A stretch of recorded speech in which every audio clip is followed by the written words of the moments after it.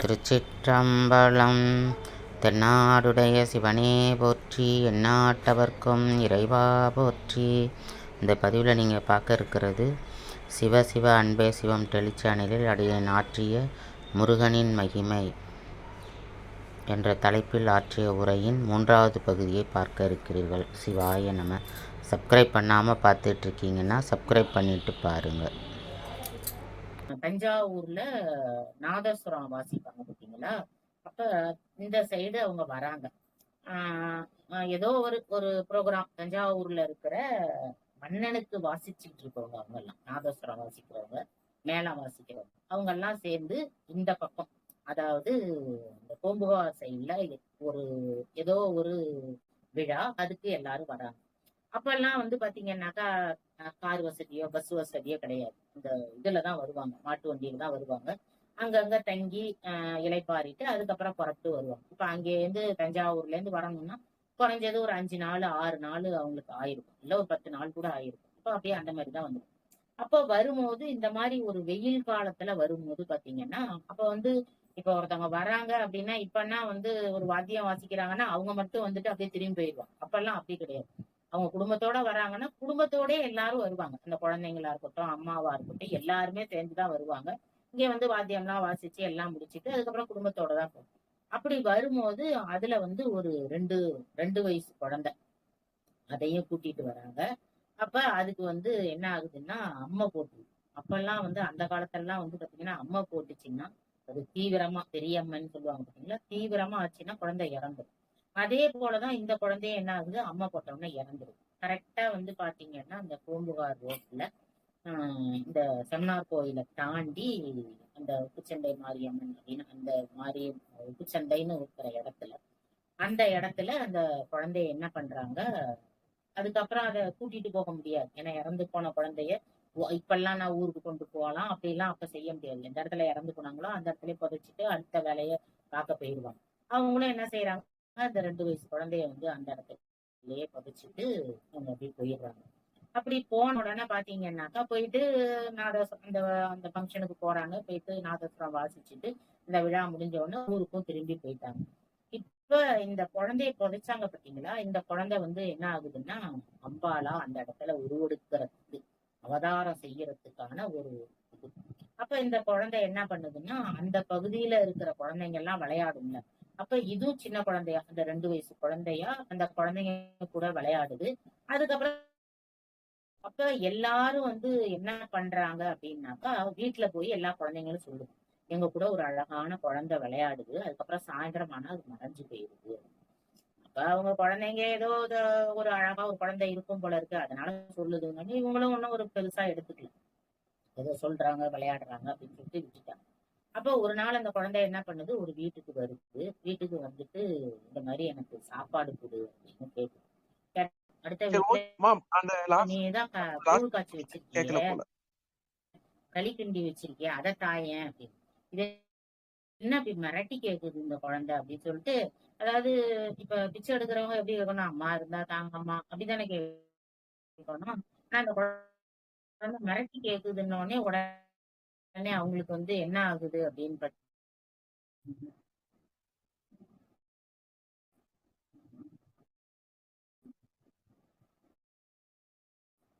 நான் அதுல இருந்துதான் சொல்றேன்.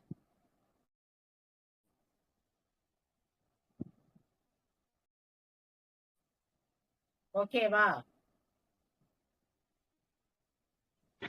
சரிங்கம்மா. நான் அந்த அந்த அடுத்த இதுல இருந்துதான் சொல்றேன், அந்த கட்டாச்சு இல்ல அதுல இருந்து.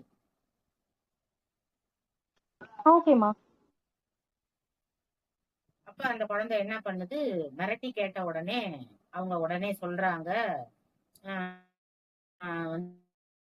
அதெல்லாம் ஒண்ணும் இல்ல, போ வெளியில அப்படின்னு விரட்டி விட்டுறாங்க.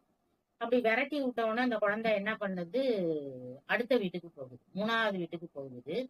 அப்ப அந்த அம்மா என்ன சொல்றாங்க, அப்படியா உனக்கு ரொம்ப பசிக்குதா, சரி. சிவாய நம்ம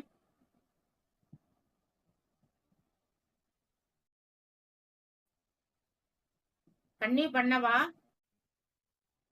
ஓகே. அப்ப அந்த 3வது வீட்டுக்கு போய் அந்த குழந்தை கேக்குது. கேட்ட உடனே அந்த 3வது அம்மா என்ன பண்றாங்கன்னாக்கா, சரி நான் பின்னாடி பின்னாடி வா சாப்பாடு தரேன். ஏன்னா அந்த காலத்துல வந்து இந்த மாரி யாராவது தெரியாதவங்க வந்தாங்கன்னா, வீட்டுக்குள்ள எல்லாம் விட மாட்டாங்க.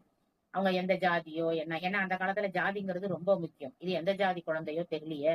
அப்படி சொல்லிட்டு, "நீ பின்னாடி வா" அப்படின்னு சொல்றாங்க. பின்னாடி போன உடனே, அதுக்கு வந்து என்ன பண்றாங்க, க களி களி களி சோறு வச்சு, அதுக்கு கீரை துவட்டி அதெல்லாம் குடுக்குறாங்க. சரின்னு அந்த குழந்தை என்ன பண்ணுது, சாப்பிடுது.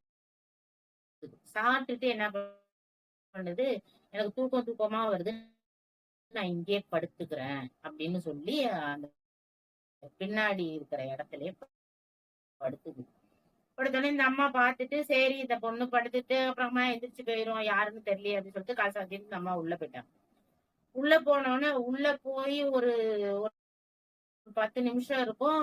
வந்து அந்த 2 வீடு முன்னாடி கேட்டாங்கல்ல, அந்த 2 வீட்டு அ அந்த அம்மாக்கள்லாம் அங்கேருந்து வர்றாங்க. வந்து இந்த லேடி கிட்ட கேட்கறாங்க. என்ன கேட்கறாங்க அப்படின்னா, "கொஞ்ச நேரத்துக்கு முன்னாடி ஒரு பொண்ணு வந்தாளா? இது மாரி சாப்பாடு கேட்டாளா?" அப்படின்னு கேட்கறாங்க. உடனே சொன்னா, "ஆமா" அப்படின்னு. நான் என்ட்ட சாப்பாடு கேட்டா, இல்லன்னு சொல்லிட்டேன். சொன்னோனே, "எங்க வீட்ல முன்னாடி இவளுக்கு எப்படி குடுக்க முடியும்? அதனால நான் குடுக்கல. அந்த பானை அப்படியே உடைஞ்சு போச்சு." வந்து அவ போய் நான் போய் பால் காய்ச்சறேன். ஆனையில தானே எல்லாரும் செய்வாங்க. இப்பதான் நம்ம விஞ்ஞானமா அ அது இதுன்னு கண்டுபிடிச்சு தீராத நோய். ஆனா அப்பல்லாம் வந்து என்ன எல்லாம் மண் பாத்திரத்துல தான் எல்லாமே செஞ்சாங்க. அப்ப நான் பால் காய்ச்சினா பாலும் வந்து கொஞ்ச நேரத்திலேயே உடைஞ்சு பாலெல்லாம் அடுத்து. அதான் அந்த பொண்ணு பாரு ஏதாவது சூனியக்காரி கினியக்காரி இருக்குமா என்னன்னு தெரியல.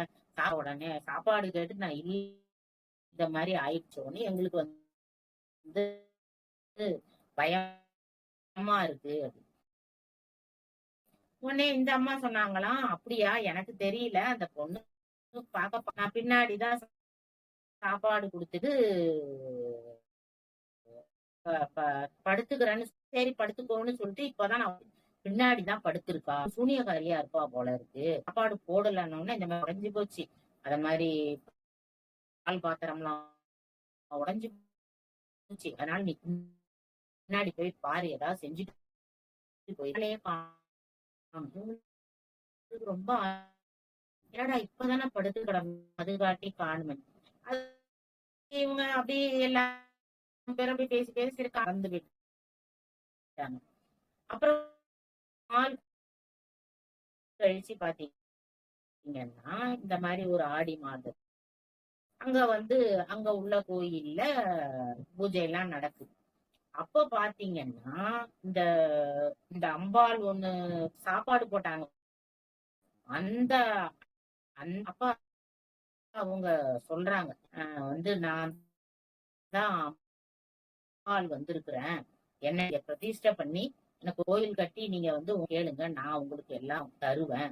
எனக்கு ஒரு கோயில் கட்டுங்க இங்க அப்படின்னு சொல்லி அந்த அம்மா மேல சாமி வந்து அந்த அம்மா சொன்ன உடனே சரி என்ன மக்கள் எல்லாம் அதான் சொல்லிட்டாங்க. அடுத்த நிமிஷம் எல்லாரும் அதே போல என்ன பண்றாங்க, கோயில் கட்டுறாங்க. இணங்கி கோயில் கட்டுறாங்க.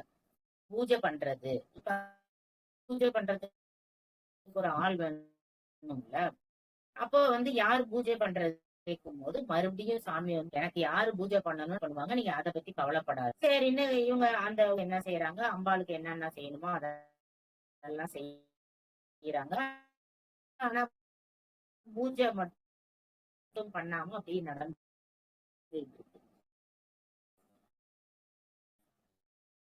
அப்ப பாத்தீங்கன்னா இந்த ஒரு நாள் வந்து இவங்க இந்த இந்த கோயில் மாதிரி தஞ்சாவூர்ல வசிக்கிற ஒரு குடும்பம் இருக்கு. என்ன செய்யுங்க இங்க வந்து பூஜை பண்ணுங்கன்னு கேளுங்க அப்படின்னு அம்பாள் வந்து வாக்கு சொல்றாங்க. சொன்ன உடனே இவங்க போய் கேட்க போறாங்க. அப்போ உடனே அவங்க சொன்னாங்களாம், நீங்க என்ன சாதாரணமா ஒரு கோயில் கட்டி வச்சுக்கிட்டு நாங்க வந்து தஞ்சாவூர்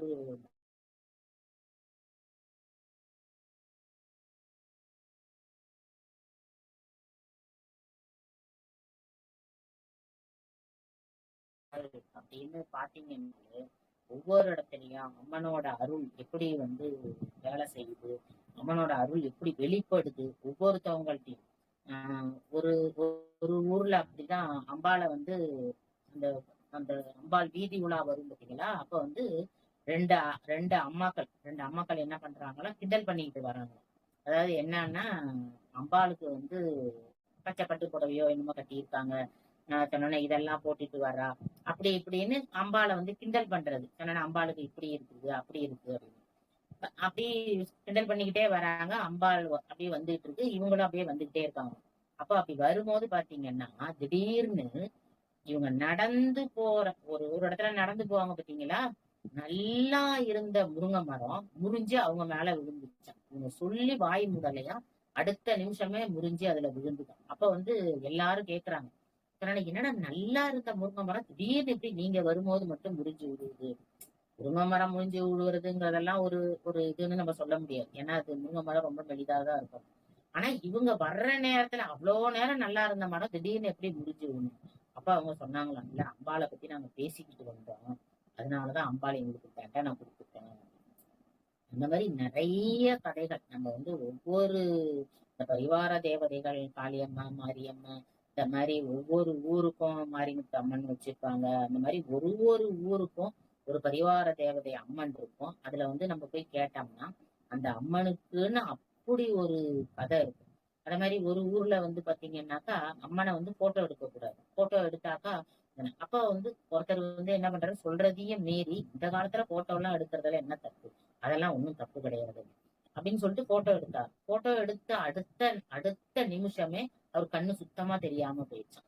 அப்ப உடனே அப்புறம் மறுபடி திரும்ப போய் அந்த கோயிலே கேக்குறாங்க, இதே மாதிரி நான் தெரியாம எடுத்துட்டேன், இந்த காலத்துல போட்டோ எடுக்கிறது என்ன தப்பா அப்படின்னு நான் எடுத்துட்டேன் அப்படின்னு.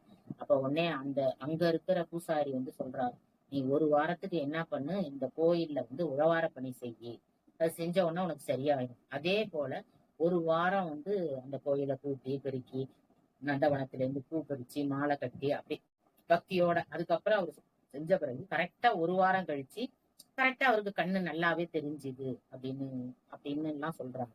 அப்ப அந்த மாதிரி ஒவ்வொரு இடத்துலயும் பாத்தீங்கன்னா அம்பாளோட அருள் இருக்கிறவங்க, அம்பாளுக்கு பயந்து இருக்கிறவங்க, நல்ல தூய மனதோட இருக்கிறவங்க என்ன சொன்னாலும், இன்னும் சொல்ல போனா பொய்யே சொல்லாம ஒருத்தவங்க ஒரு நல்ல வாழ்க்கை வாழுறாங்கன்னா கண்டிப்பா அவங்க சொல்றது எல்லாமே என்ன செய்யும், அப்படியே பலிக்கும். அந்த மாதிரி ஒரு வாக்கு வன்மைய அம்பாள் தருவா அப்படின்னு சொல்லுவோம். அப்போ ஒரு ஒரு இடத்துலயும் இந்த அம்பாளோட மகிமையை வெளிப்படுத்துற கதைகள் வந்து பாத்தீங்கன்னாக்கா நமக்கு கேட்கும் போது ஏதோ கதை மாதிரிதான் இருக்கும். ஆனா அதை அனுபவிக்கிறவங்களுக்குதான் என்னது அதோட தன்மை, அதோட அந்த கருணை, அம்மா அம்மா வந்து நம்ம மேல வச்சிருக்கிற கருணை நமக்கு புரியும். இப்ப நமக்கே ஒரு பிரச்சனை வருது, அப்ப அந்த பிரச்சனை தீருது பாத்தீங்களா, அப்ப அந்த பிரச்சனை தீரும் போதுதான் நமக்கே தெரியும், அடடா நமக்கு எவ்வளவு வந்து அம்மா வந்து கருணை செஞ்சிருக்கா, அவ மட்டும் இதை செய்யலைன்னா கண்டிப்பா நம்ம எவ்வளவு கஷ்டப்படணும் அப்படிங்கறத நம்ம வந்து என்ன செய்வோம், உணர்ந்து பார்ப்போம். அப்போ ஒவ்வொருத்தவங்க வாழ்க்கையிலயும் அம்பாள் மேல எப்படி அன்போட பூஜை செஞ்சு அவளை வணங்குறவங்களுக்கு கண்டிப்பா அவ ஒரு துன்பம் தந்தாலும், துன்பம் எப்படி வரும், நம்ம செஞ்ச முற்பிறவில என்னமா செஞ்சோம்னு தெரியாது. அப்ப முற்பிறவில ஏதோ ஒண்ணு செஞ்சிருந்தோம்னா அதை அனுபவிக்கணும் பாத்தீங்களா. அப்ப துன்பம் வந்தா கூட அவ என்ன செய்வா, அதை தீர்க்கறதுக்கான ஒரு வழியையும் அம்பாள் நமக்கு தருவா. அதனால நம்ம வந்து எப்போதுமே இந்த ஆடி மாசம்னு இல்லை, எப்போதுமே நம்ம வந்து என்ன செய்யணும், கோயிலுக்கு போகணும், அம்பாளை வணங்கணும், கருணையோட அவளுக்கு விளக்கு பொருத்தி வைக்கணும், அவளுக்குள்ள மந்திரங்களை சொல்லணும். இந்த மாதிரி எல்லாம் நம்ம சொல்லும் போது கண்டிப்பா நம்ம வாழ்க்கையில வந்து என்ன இருக்கும், சகல சௌபாக்கியமா இருக்கும். தீராத நோயின்னா தீர்ந்து போகும், தீராத வழக்குன்னா தீர்ந்து போகும். அது மாதிரி பிரிஞ்சவங்க எல்லாம் சேருவாங்க. அது மாதிரி நம்ம குடும்பத்துக்கு ஏதாவது ஒரு, அதாவது கிரகங்களால தோஷங்கள்லாம் இருந்தாலும் இந்த அம்பாளை நம்ம வணங்கணும்னா கண்டிப்பா நமக்கு அந்த தோஷங்கள்லாம் நீங்கும் அப்படின்னு சொல்லி எனது உரையை நிறைவு செய்கிறேன். அத்துணை பேரும் அம்பாளை வணங்கணும் அப்படின்னு சொல்லி இத்துடன் எனது உரையை நிறைவு செய்து கொள்கிறேன். திருச்சிற்றம்பலம். தென்னாடுடைய சிவனே போற்றி, எந்நாட்டவர்க்கும் இறைவா போற்றி, ஏகம்பத்துரை எந்தாய் போற்றி, பாவம் பெண்ணொரு ஆனாய் போற்றி, காற்றாகி எங்கும் கலந்தாய் போற்றி, கைலை மலையானே போற்றி போற்றி, வெற்றிவேல் முருகனுக்கு அரோகரா. வீரவேல் முருகனுக்கு அரோகரா. திருச்செந்தூர் முருகனுக்கு அரோகரா. திருச்சிற்றம்பலம். தெல்லையம்பலம். சிவாய நம. ரொம்ப நன்றிம்மா. உங்க உரையினால அம்பாலோட மகிமையை பத்தியும் அவங்களோட அருளை பத்தியும் நிறைய தெரிஞ்சுக்கிட்டோம். ரொம்ப நன்றிம்மா. ரொம்ப நன்றிம்மா. இடையிலதான் கொஞ்சம் ஏதோ பிரச்சனை இதாயிடுச்சு போல இருக்கு. என்ன எதனால அப்படி வந்ததுன்னு தெரியல, பார்த்துக்கோங்க. சரியா டவர் இல்லையா? அது ஒண்ணும் என்னம்மா? இல்ல. வேற கண்டினியூட்டி யாருக்கா கரெக்டா டவர் இல்லாம இருந்திருக்குமோ? ஆமாமா, அப்படிதான் இருக்கும். அதான் போல இருக்கு. நான் அதனாலதான் அந்த கண்டினியூட்டி வரணுங்கிறதுக்காக முன்னாடி பேசுனதையும் சேர்த்துதான் பேசியிருக்கேன். சரிம்மா, ரொம்ப தேங்க்ஸ்மா. நன்றிங்கம்மா. கிளாஸ் முடிச்சுக்கலாம். சிவாய நம. சிவாய நம.